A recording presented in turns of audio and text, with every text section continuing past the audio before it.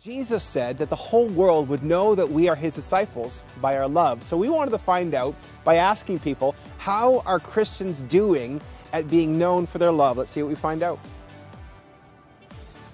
Christians are most known for being...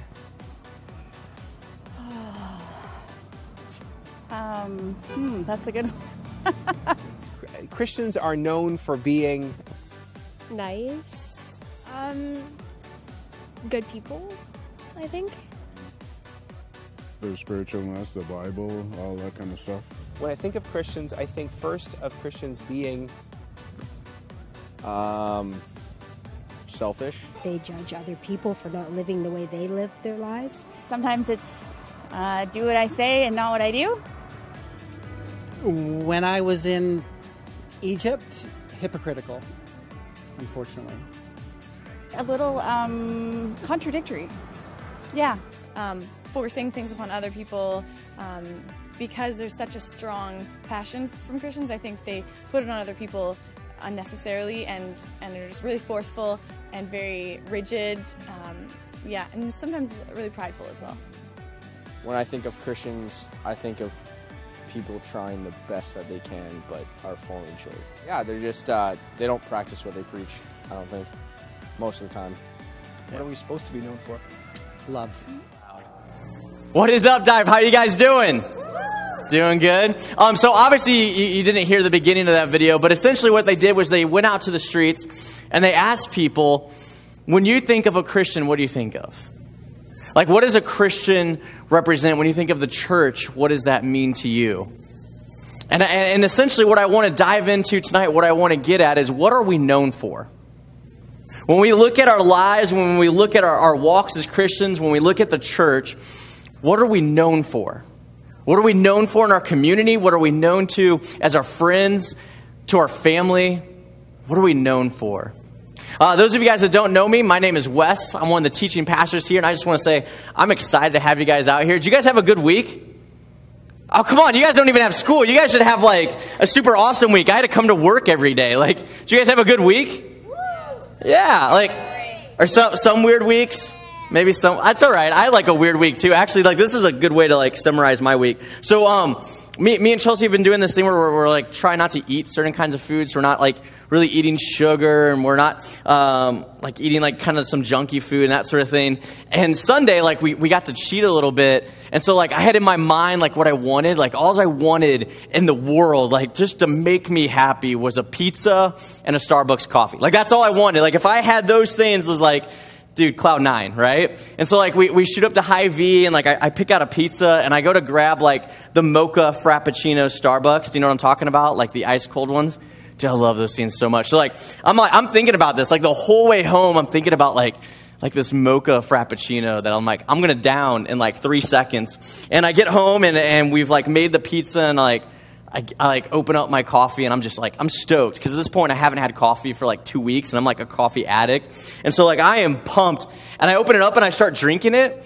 And I don't know how to describe it other than like it, it just didn't taste right. Like it tasted completely off.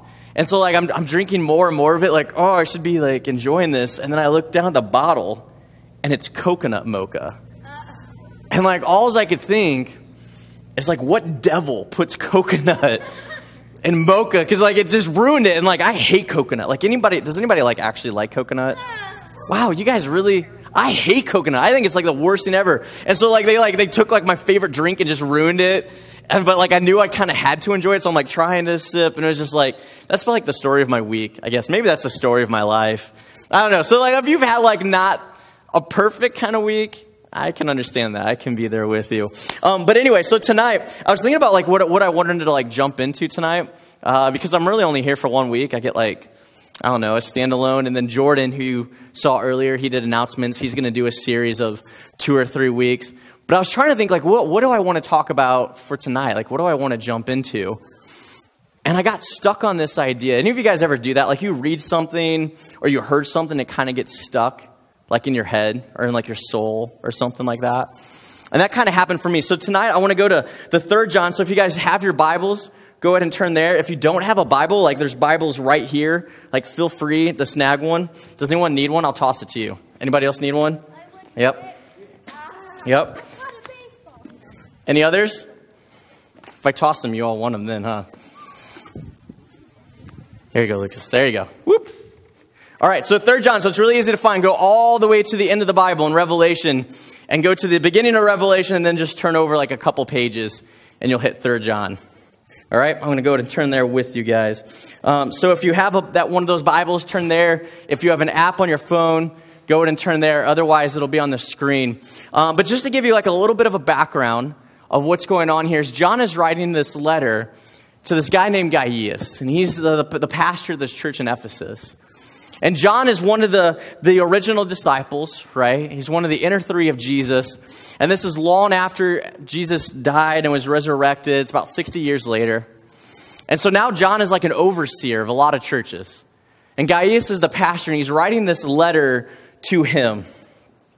And it says this, the elder, which is John, so he says, this is from me to the beloved Gaius, whom I love in truth. Beloved, I pray that all may go well with you, that you may be in good health, as it goes well with your soul. For I have rejoiced greatly with the brothers, and came and testified to your truth, as indeed you are walking in the truth. I have no greater joy than to hear that my children are walking in the truth. Man, I'm getting really close to the edge tonight. I feel like I'm going to pull like a U2. Any of you guys see that? Or like the guy from U2 fell off the stage? Did you guys see that? Any of you guys like U2 fans, like the band? Yeah, they've been around forever. But their guitarist, his name is Edge. And like he fell off the edge of the stage, and I found that hilariously ironic. But like you can actually like watch the video. He's just playing. He's just like looking up and just right off the stage. And I feel like I might do that, so I'm going to take a step back. But anyway, so you read that, and what does it say? Like when you think about it, what is it saying there? Like John is encouraged by Gaius. He's like, man, I've heard that you are still walking in the truth. He says, I heard you're still living your life according to the gospel. You're still loving people and you're still serving people. And he says, this brings me no greater joy. And I thought about that. I think the reality is, and maybe sometimes we don't realize this, but like if we're Christians, if we claim our lives as Christians, we claim to follow Jesus with our lives, we encourage fellow believers with our lives. Like the way that we live and the way we act, when we actually like live out the gospel, when we actually love people, maybe we love people that don't deserve to be loved, but we show God's love to them. We serve people. We care about people. We spread the gospel. Like that encourages the rest of us. Like one of the things that we talk about in here all the time is that we don't do this alone, right? That this is something that we do in unity, that we come together as the body and we serve Christ together. We run out this race together. We fight this fight together. And here John is saying that exact same thing. That, man, I am encouraged when I see that. And I think this is true because I've seen this in you guys. Like there's some of you guys that I've hung out with and I've studied with, or I've talked about life with, or I've talked about scripture with. And like I can tell you've been reading, I can tell you've been studying, I can tell that like it's something that's important to you. You make a priority for it. And in my own heart, like that excites me. Like I get pumped up about that. And here John's doing the same thing to Gaius. He says, man, when I see you walking out like what you say, like when I see you walking out like what we talk about, it gets me excited. It gets me pumped. And then he says this in verse 5. He says, beloved, it is a faithful thing that you do in all of your efforts for these brothers, even strangers as they are, who testified to your love before the church. You will do well to send them on their journey in a manner worthy of the gospel, for they have gone out for the sake of the name, accepting nothing from the Gentiles. Therefore, we ought to support people like these, that we may be their fellow workers. So in the end there, it's talking about missionaries, right? It's talking about that when people come into our church, they're going to go out and they're going to share the gospel, like we should support them. Like we should have their backs. We should be there for them. But what he says before that I think is incredibly important. He says, it is a faithful thing you do in all of your efforts for these brothers, strangers as they are, who testified to your love before the church. Think about it. That means that what is Gaius' reputation? Like what is he known for? Someone. What is he known for? It's testified in front of the church. He's known for his love. Like, of all things that he could be known for, of all the things he could do, he's known by his love. The people in the church, like, they know that he loves them, that he cares about them, that he is there for them. And what's crazy is it says even the strangers, even people that he doesn't know, they testify of his love. This isn't just like relatives. This isn't just best friends that go in front of the church and say, yeah, Gaius, man, he just loves people. He cares about people. He's always there for people. It's even strangers. And I thought about that. Like, I thought about my life, and I thought about, man, like, what would I be known for? What would I be known for?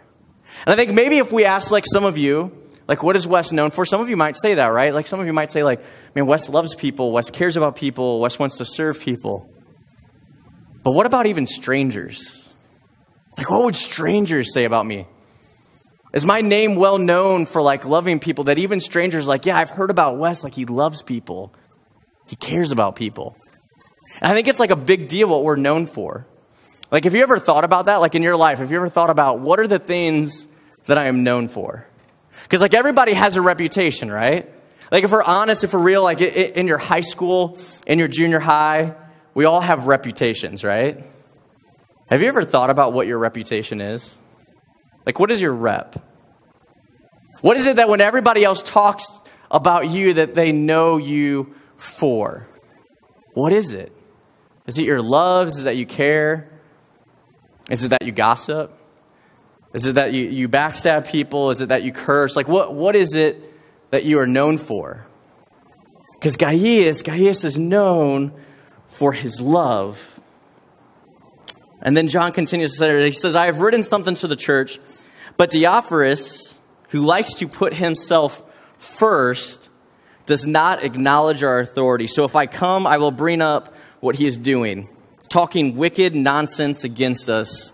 And not content with just that, he refuses to welcome the brothers and also stops those who wants to put them out of the church. So you have like two figures in this church, essentially, right? You have Gaius, who's the pastor, and he's known for loving people. He's known for caring people. And then you have this other leader. He's kind of got a following. He's got some influence. His name is Diophorus. What is he known for? He's known for putting himself first. He's known for caring about himself. He's known for his disrespect. He doesn't care what, like, the apostles say. He doesn't care what the disciples say. He doesn't care what John says. He is disrespectful. He's not hospitable. Like, when missionaries come in, he doesn't open the doors to them. And in fact, like, people that try to help them, he wants to kick them out of the church. And so you have, like, these two, like, opposite, like, polar ends for the leadership in this church. You got Gaius, who just loves people. And you got Diophorus, who really, in all reality, he only cares about himself. He doesn't care about anything else. And I think this is one of the interesting things about Christianity is really when you become a Christian, your mind should shift the way that it thinks. Like when you're not a Christian, when you're in the world, like what is the world thought when it comes to like yourself? It's very like inward, right? It's like very all about you. It's like what am I good at? Like what is my reputation? How much money do I have? How popular am I? Like that is what the world's about. It's all about you, right? And it's very inward. It's all about like how can I lift myself up? How can I boost myself up? How can I look cooler? How can I act cooler? How can I boost myself up? And yet Christianity is completely different. It's very outward driven. All of a sudden you care about others. All of a sudden you want to serve others. The Bible says things like you should love others more than you love yourself. You should care about others more than you even do yourself. It becomes outward. And while Gaius seemed to understand this, like he starts caring about others way more than he cares about himself, this Diophorus guy, he's still very inward. It's very much about him. That's why it says that like he likes to put himself at the center. Right? Any of you guys ever known anybody like that? Like they have to be at the center. They have to be at the center of the jokes. They have to be the center of the conversation. They have to get the last word in. They have to be at the center of like every stinking thing. And like at some point, like they won't shut up and they always have to push themselves up. And at some point you're like, dude, like really like chill out, man. Like it's cool. We get it. You have to be at the center. And some people are like that. And this is what he does. And then it says this. It says, beloved, do not imitate evil, but imitate good.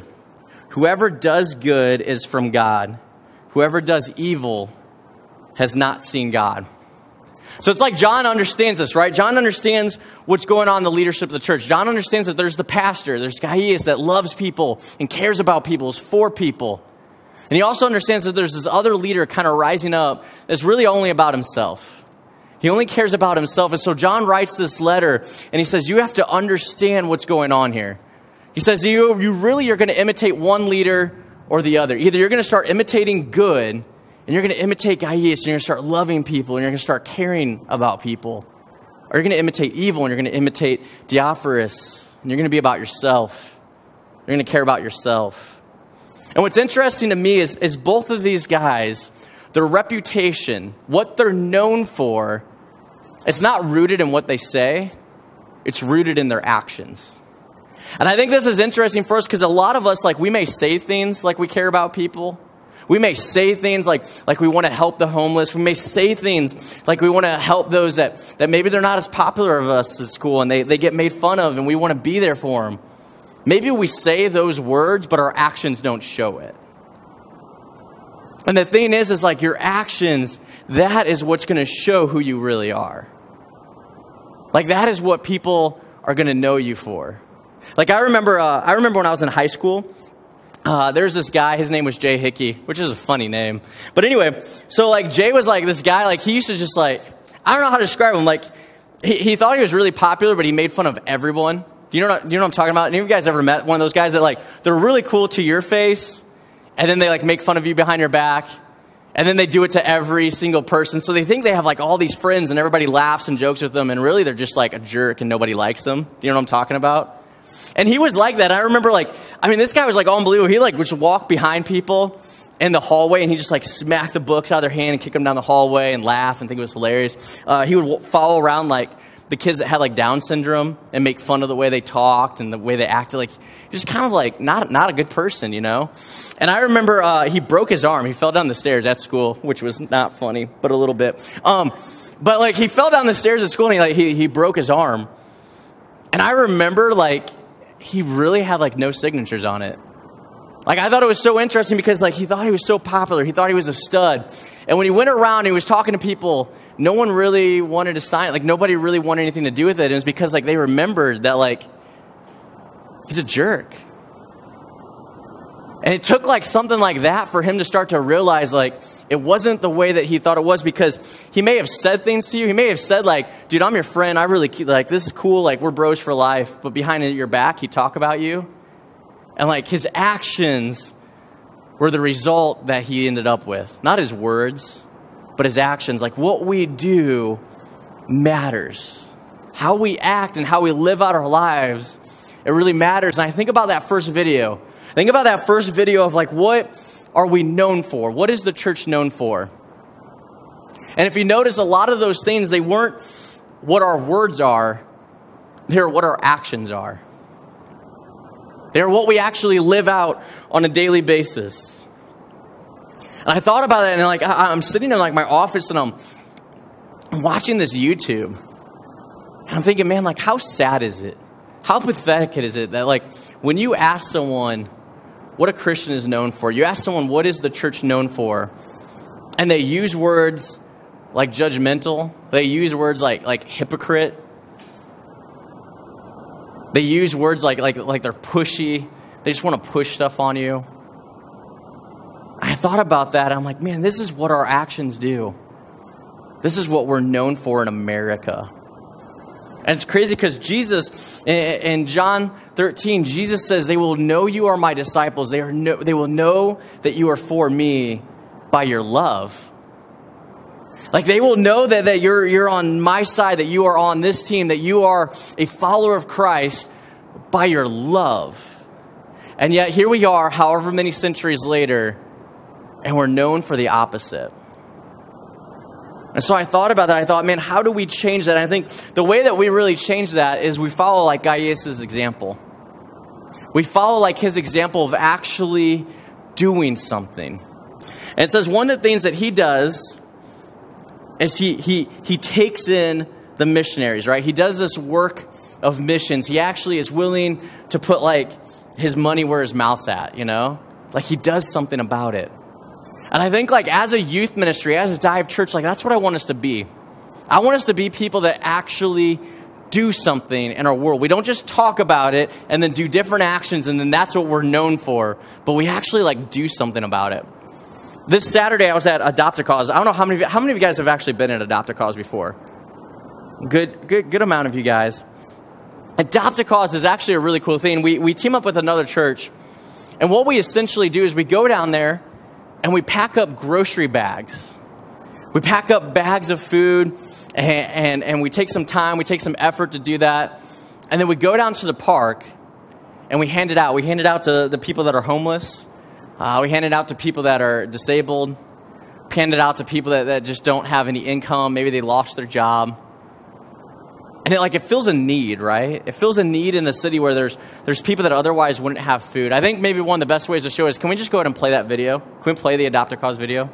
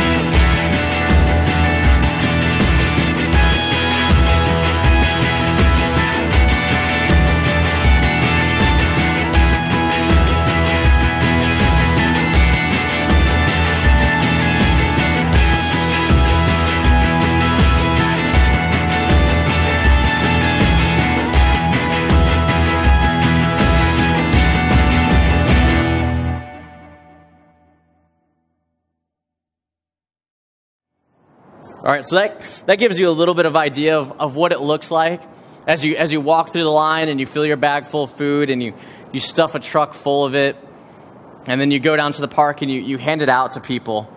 And it's one of those things, like you take 3.5 hours of your time, and like, to be honest, you're kind of wiped afterwards. Like, you're pretty tired. Like last week, like Nate worked his bum off last week. Were you pretty tired by the end of it? Like, you were kind of wiped. But by the end of it, you realize maybe you're wiped, maybe you're a little bit tired, maybe you had to give up your Saturday morning, maybe you woke up a little bit early and you couldn't play video games that Saturday or watch TV. But you realize what you gave up was far more important. What you worked to do was far more important. It meant so much more. And I remember walking with people and taking their groceries to their car, taking their food to their car, and you'd ask them things like, hey, how was your day? How was your week? Usually you ask someone that, and they're like, yeah, it was good. And it's kind of almost like a fake response. Do you know what I mean? You're going if you're in the grocery store or something and you're going through line, they're like, hey, how was your day? You have a good day? And they don't really mean it. They're just saying it. And you're like, yeah, it's cool. It's great. It doesn't really matter how you're feeling or what you actually had. It's just this response. But these people, you carry food to their car and you're like, hey, how was your day? And a lot of times they'll break down and they'll start talking about their life and things that happened because they're so broken. They've just been through so much and life is so hard that they need someone to legitimately talk to. And you begin to realize you're doing far more than giving them food. You're doing far more than giving them some groceries. You're making them feel like they're loved. You're making them feel like even though like maybe the world's kind of discarded them, maybe the world doesn't care that they're homeless, maybe the world doesn't care that they lost their job, maybe the world doesn't care that they don't make enough income to support their families, but they look at your eyes as you're carrying their food to their car and they realize that you actually care, that you actually love them, that you're actually there for them. And I think, man, like this is what it's all about. Like if we're going to really call ourselves Christians, we're really going to live this thing out, then we have to just do just that. Like we have to actually live it out. We have to display love with our actions, not just our words, but we have to walk in that. Our life has to represent that. We have to be known for that. And so this is something like we're really going to champion, like we're really going to get behind, I think, as a youth ministry, this Adopt a Cause thing. Like I just kind of have like this vision of like walking in there as just like 20 students just packing up food and handing it out to these people. Because I think when we do that, I think our hearts really do begin to change. I think we really do begin to realize like why it's so important to love. Not because that they've done something for us, not because they're our family, not because they're our best friend, but we love those that are strangers. We love those that maybe they don't even deserve it. But we love them and we care about them because that's what Christ has called us to do. And when we do that, we begin to make an impact in our world. We begin to make change happen in our world. And I think at the end of the day, that's what we want to be known for. We don't want to be known as a hypocrite. We don't want to be known as a fake. We don't want to be known as judgmental, but we want to be known as someone that actually cares for you. Care for you just simply as like a creation of God, no strings attached. We just want to love you. And I've watched this video. This is by Francis Chan. And I think he kind of breaks it down really well. Maybe this is like the idea behind it. Can we go ahead and play that next video?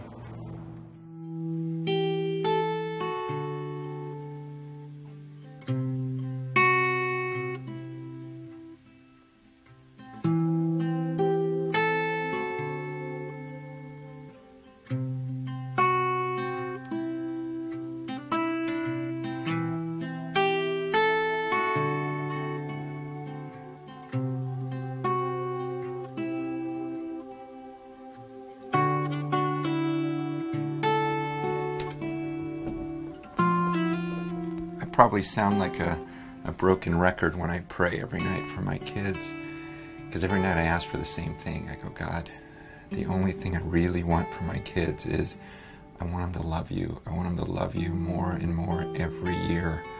I'm really not interested in them growing up and having nice careers, nice family. That's fine, but I don't want them just to, do the nice Christian thing where I show up to church and give my 10%. I want them to be passionate about God. I want them to be obsessed with Jesus Christ. Gosh, more than anything, I just want to know that my kids are the real thing.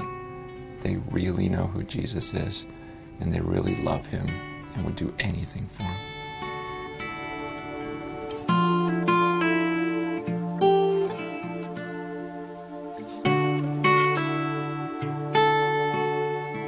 What I want for my kids, it's the same thing that I really want for myself. I want to know that at the end of my life, I really lived for something. Like I really invested my whole life for the sake of the kingdom. I want to say, like Jesus said at the end of his time on earth. So he says, like, at the end of my life, I want to know that I live for something. Right? Like, what do you want at the end of your life? Like, what do you want to be known for? When all this stuff passes away, when all the things that we think are so important, when we think popularity is so important, all of a sudden it doesn't matter as much. When we think money and career, it's very important, and all of a sudden it doesn't matter as much. When we think clothes and fashion is very important, and all of a sudden it doesn't matter as much. Like, at the end of the day, what do we want to be known for? And he says something that's really cool. He's talking about like his kids, and it shows him like putting his kids to bed, and talks about like what he prays for them about. And he says, man, I don't really care about the career so much. If they have a great career, that's awesome. And I don't care about the family so much. If they have a great family, like that's awesome. If they make money, if they do these things, like that's cool, that's great. But my focus, like my goal, what my prayer is for my kids is that they love Jesus with everything that they have. And at the end of the day, that's what they're known for. I think about you guys like that way. If like there's one thing that, man, I just really want for you guys. There's like one thing that I pray for that's in the desire of my heart for you guys is that you love Jesus. That you love Jesus more than you love money. That you love Jesus more than you love boys or girls, more than you love clothes, more than whatever you want to fill in the blank is, that you love Jesus. And I think like, man, how important is that? Like, I don't know if you guys know this, but like I don't even have kids, but like I pray for my kids. Like I pray for the kind of like man or woman that they'll be, which is weird because if you know anything about me, like I don't like kids like very much. Like I'm still like kind of like give me like 5th grade and up, you know? And like if you hand me like a baby, like some of you guys have seen this, like Moraine is laughing because she's seen me. Like what happens if you hand me a baby? Yeah, it's pretty much like you can't even hand it to me because I kind of do like one of these, you know? Like if I pull my hands back fast enough, like you can't hand me your child. So like I do like one of those things. Like it's just not my deal. But like I know like one day I will, and like, man, when I do, I want them to love Jesus. I want them to love Jesus more than anything. So even though like I'm not at like a point in my life that I'm ready for those little stinkers to run around, like I pray for them. I pray for them because I want them to love God. I want them to have like that as the thing that they're known for at the end of their life. And man, I pray the same thing for you guys. Like I pray for you guys because I want you guys to like go through life actually walking out the gospel. Just like Guy is, just like that's what he's known for, is that he actually is walking out the gospel. He actually loves people and he actually serves people. That's what I want for you guys. And so like, I hope you keep that in the back of your head. I hope you keep that in the back of your mind. Like one day I'm going to be known for something. What is it going to be?